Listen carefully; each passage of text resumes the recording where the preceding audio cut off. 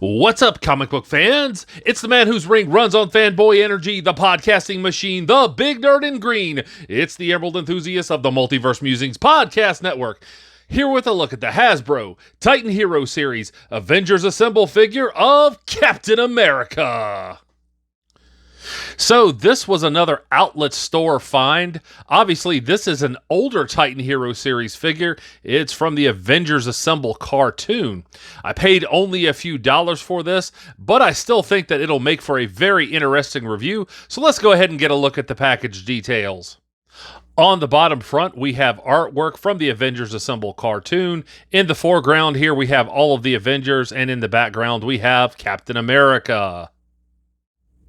We get some product information on the bottom, and on the top we get almost nothing. On each side, we get some attractive artwork of Captain America. On the back, we get this full body product shot of the first Avenger himself. On the back top, we get this brief bio of Captain America. It says, Steve Rogers bravely volunteered for a radical experiment that gave him superhuman strength and ability. Fighting evil as Captain America, he wields his indestructible shield in battle. He can use it to withstand any attack or hurl it through the air to strike enemies with a resounding blow for justice. Here is the front top of the package. As you can see, this does feature a plastic window, and you can see Captain America, at least from the waist up. I'm not a huge fan of the packaging that obscures so much of the figure, but overall, I do think this is attractive packaging nonetheless. You can see the shield kind of peeking out right here, but I can wait no longer. Now I think it's time to bust this figure out of the package and see what's inside.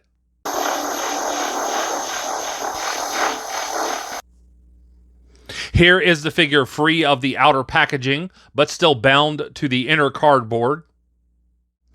And of course, no Captain America figure is complete without his trusty shield, and this just slips out of this little plastic bag. Overall, I don't think this is a bad effort, especially for an early figure from this line. I like the overall shape and the coloring.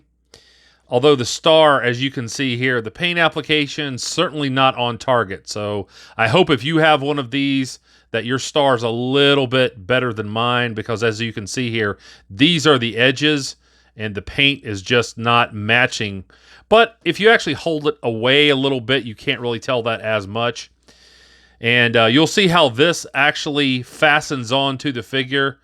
I do like that we get a little bit of detail back here. So yeah, not a bad effort on a shield, especially for a figure that, at the time, I believe these were actually even less than $10. If you're wondering about the time period, as you can see here, this figure is from 10 years ago, 2012. It's difficult to believe that I found something from 10 years ago still sitting on a retail shelf.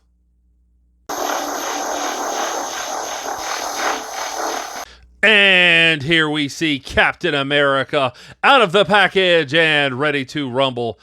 Despite the fact that a lot of modern adult collectors dismiss Titan Heroes, I really think there's a lot to like about this line. As a kid back in the 70s and 80s, I would have loved something like this. And even as an adult collector, I think a lot of these can look magnificent sitting on a shelf as a display piece. So let's go ahead and get a closer look at the loose details of this figure now. Here's a closer look at the lower body, and as you can see, the figure is sturdy. There's plenty of detail on these boots as well. You can see the sculpting there. You can see the edges of the tops of the boots. I appreciate that. They're not exactly molded correctly, that's okay. I really like the fact that the stamp is on the bottom of the foot. It's not in a more prominent place. And there's some details here on the back. Yeah, it doesn't look bad at all. Wrinkle sculpted into the knee area. Good sculpting on the quadriceps. That looks good. You can see these look like seams. Something that would be on a uniform, so I certainly appreciate that. I like the color choice.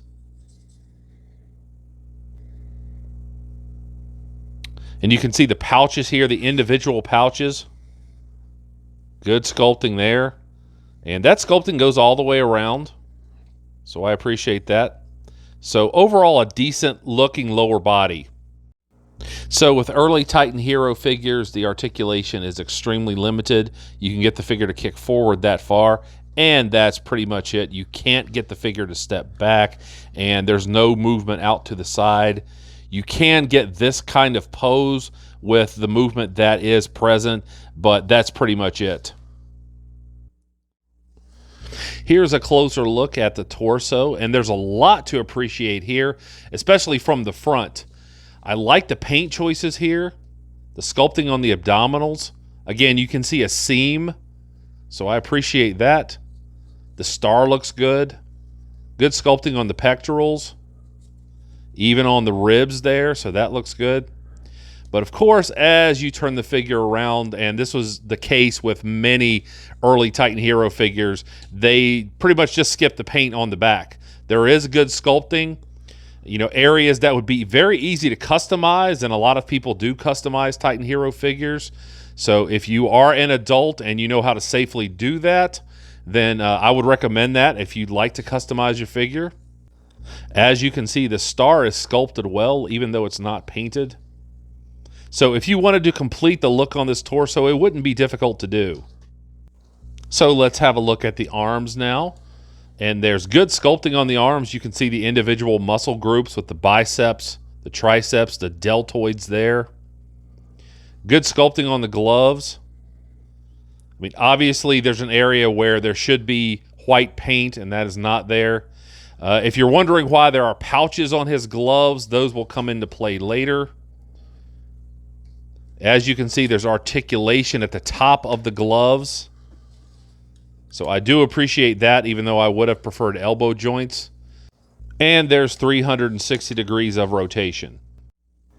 So I mentioned those pouches earlier. There's actually a groove in the back of the shield, and you just take the shield and snap it over the pouch. And that may seem weird, but it will stay on the figure. It's pretty tight. You can still articulate the glove, so I appreciate that. And you can actually use it on either arm, as you can see here. So that will give you some options as far as displaying your figure, so I certainly appreciate that. So let's take a look at the head sculpt now, and I think there's more positives here than negatives. I like the way that the jawline has been sculpted. The mouth and nose look good, as does the A on the mask. The eyes are a little wonky. They're kind of too close together, and the paint applications aren't great.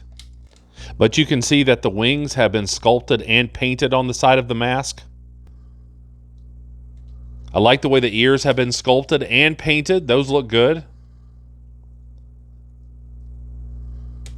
Yeah, so I certainly appreciate that. And there's a little more movement than I thought there would be. As you can see, you can get him to tilt his head a little bit.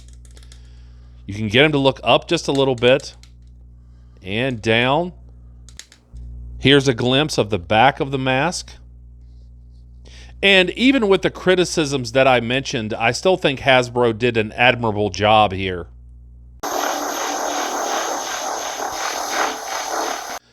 I certainly hope you have enjoyed this review. If so, please like, subscribe, and tell a friend to do the same.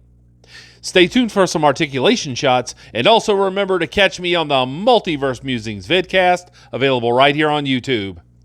And I'll be back to the internet with more action figure related content soon. But until we meet again, this has been the Emerald Enthusiast, and thanks for watching.